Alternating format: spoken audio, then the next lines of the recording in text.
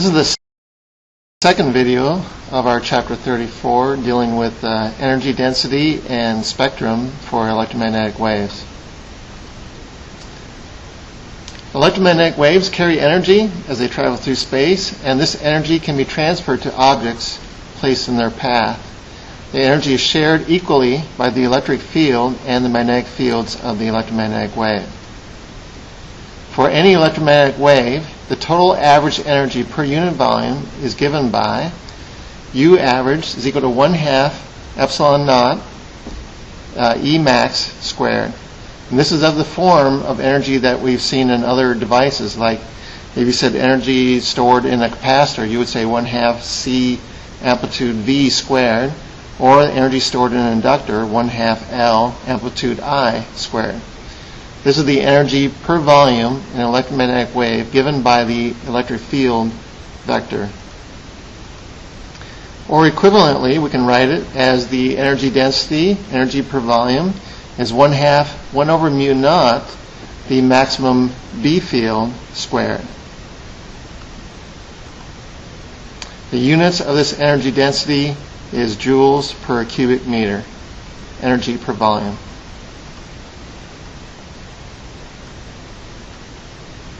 The rate of flow of energy in an electromagnetic wave is described by the Poynting vector. And as a vector itself, it's equal to 1 over mu naught, the E field crossed with the magnetic field, electric field crossed with the magnetic field. If we did that cross product, looking at this diagram here, if you point in the direction of the first vector, the electric field, close your right hand in the direction of the second vector, the magnetic field, you have the resultant vector, the Poynting vector. And it actually is pointing in the direction of propagation of the wave. So in a sense, it points in the direction of its propagation, even though Poynting is named after pointing and it's not named after pointing. But it works. The magnitude of the Poynting vector is actually power per area, or intensity, and is given by the magnitude of the Poynting vector average is intensity is equal to C times the energy density U. Or we could say that I is equal to CU, or ICU. That's one way to remember it. U average is the energy density in either the E field max form or the magnetic field max form. C is the speed of light, 3 times 10 to the 8 meters per second. So note that the units of this intensity, which is the speed of light times the energy density, should be meters per second times joules per cubic meter. 1 meters will cancel out.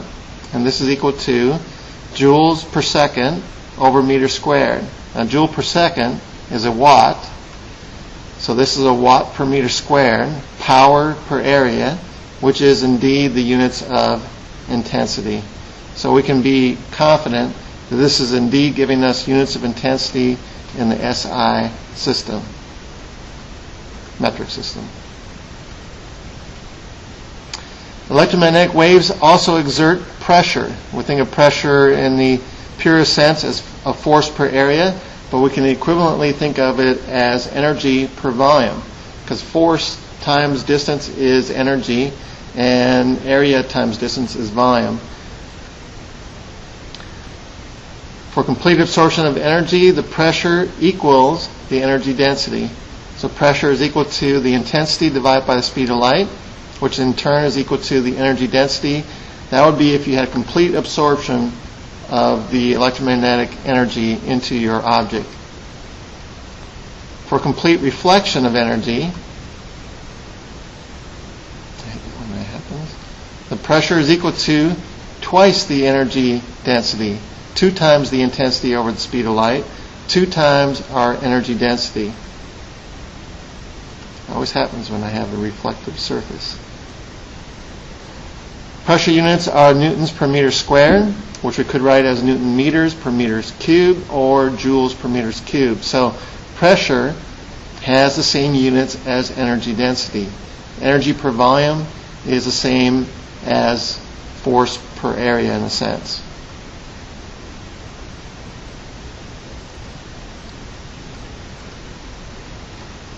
One way we could determine radiation pressure is to set up this configuration where we have a black disk, which is absorbing your radiation coming in.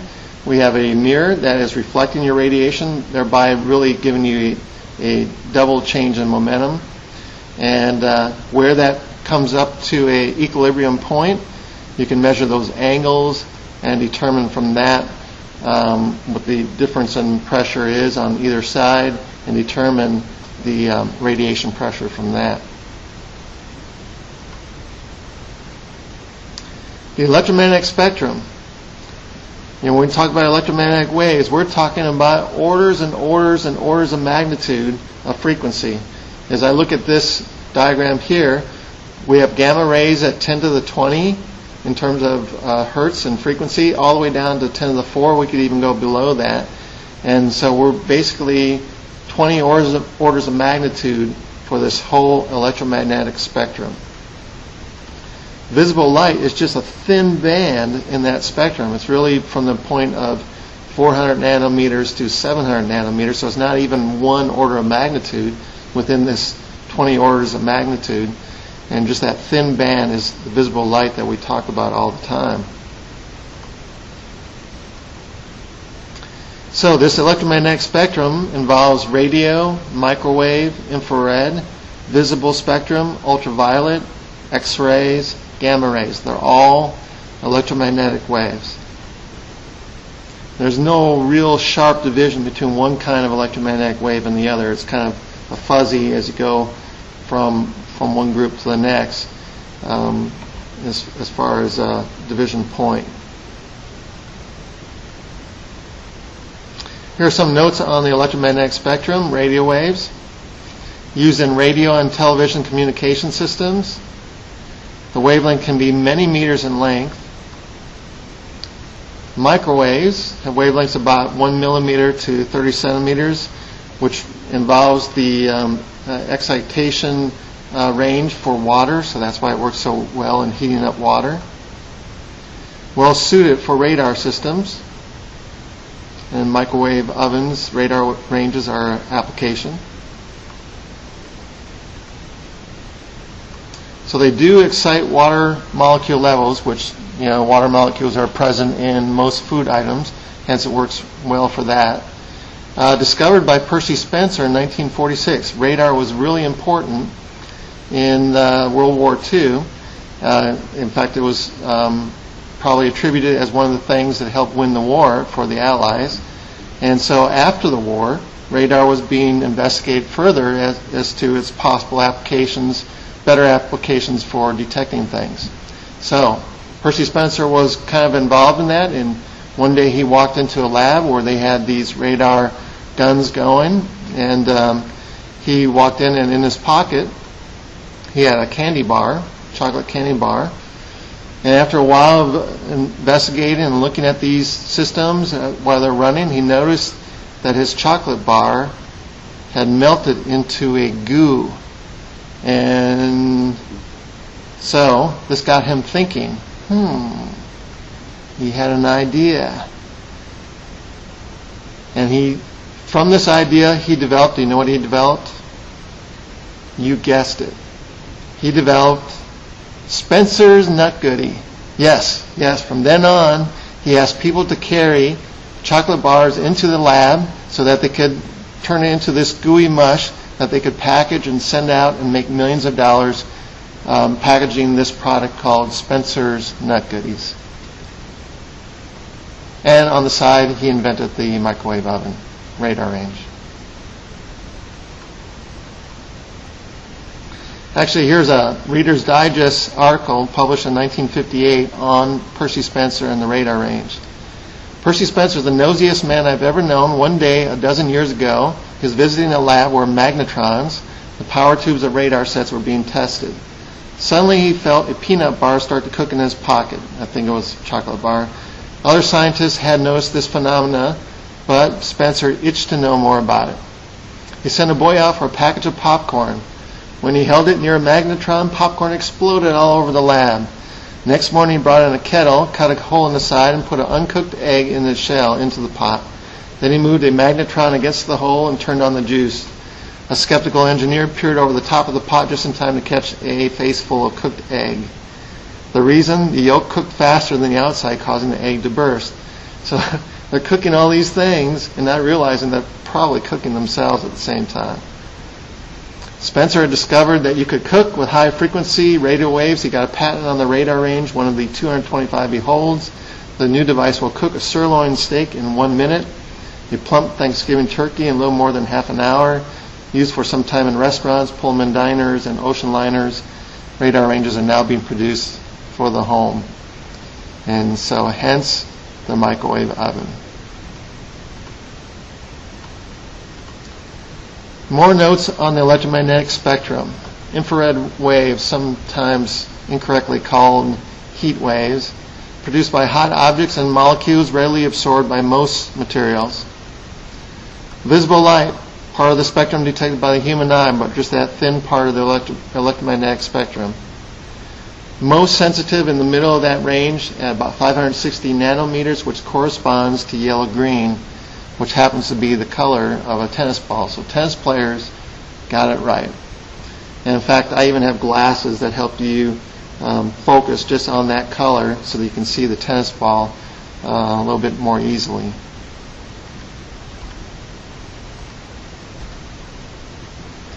Ultraviolet light covers about from 400 nanometers to 0.6 nanometers. The sun is an important source of ultraviolet light. Most of the ultraviolet light from the sun is absorbed in our stratosphere by the ozone layer. In fact, the ozone layer absorbs 99% of the UV light incident on the Earth. 1% gets through, and that's what we complain about when we put our SPF on, is that 1% of UV light that makes it through the ozone layer. If the ozone layer gets depleted, and say 2% makes it through, the result on us is 100% more ultraviolet light at the Earth's surface. So we can see why the ozone layer would be important. X-rays. Most common source is the acceleration of high energy electrons striking a metal target. This is used as a diagnostic tool in medicine. In fact, X-rays were first discovered by accident in 1895 by William Röntgen. There's William Röntgen. And the first X-ray, very famous, was an X-ray of his wife's hand.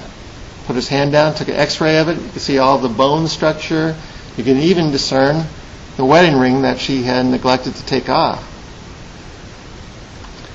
This made William Röntgen very famous, and he continued to study X-rays. In fact, it became very famous.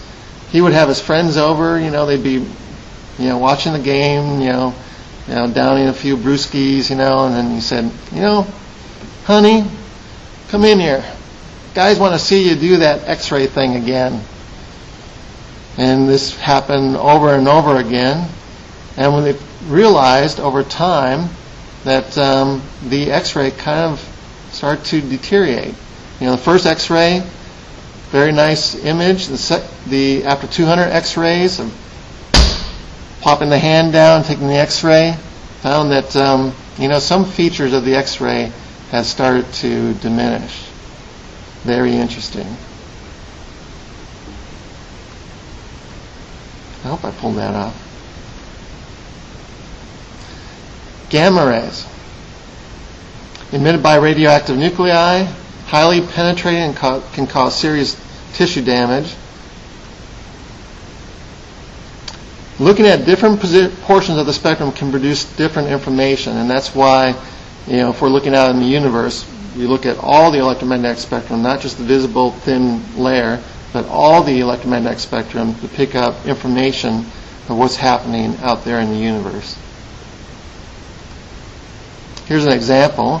Here's a very famous object out in the universe, and this is the way it looks due to radio waves. Here's the same object, and this is the way it looks looking at the infrared spectrum. The same object, looking at it using visible light. The same object as we look at the X-ray portion of the spectrum. And we can look at the near ultraviolet, the far ultraviolet, visible, X-ray. Combine all these electromagnetic information together. And here's a composite of that very famous object. Actually, this is a remnant of a supernova explosion that occurred in 1054 AD. Chinese astronomers recorded this event, and they said that it was so bright that the night sky was like daylight for about a month, and because of this supernova explosion. And then this is the remnant of that explosion. Do you know what this object is? Very famous. You might know it. I'm going to give you a second to guess. Well, it might not be obvious. I mean, it's got a real famous name. It might not be obvious from this composite picture, but if we use the highest resolution, maybe you can guess now. I don't know. It's hard to tell. I mean, it's called the Crab Nebula, but I'm not sure the highest resolution really displays that fact. That's what it is, the Crab Nebula.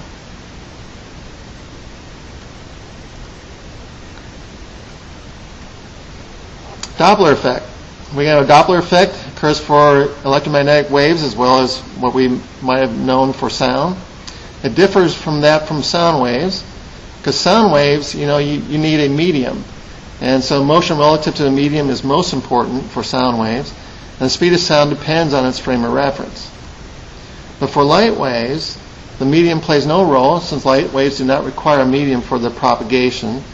And the speed of electromagnetic waves is the same in all coordinate systems, so they are not accelerating. So it's really the relative velocity of the source and the observer that's important. So here's the Doppler equation for electromagnetic waves. The observed frequency is equal to the actual frequency times 1 plus or minus the relative motion of the source and observer to the speed of electromagnetic waves, 3 times 10 to the 8 meters per second. So we have F prime is the observed frequency, F is the frequency actually emitted by the source, U is the relative speed between the source and the observer. This is only valid when this relative speed is much smaller compared to the speed of light. When they become more comparable, then you have to modify this equation relativistically, but you can modify it to an equation that works for that. In this equation, the top plus sign is used when the object and the source are moving toward each other, top for toward, and the bottom minus sign is used when the object and the source are backing away from each other, bottom for backing away. So top for toward, bottom for backing away.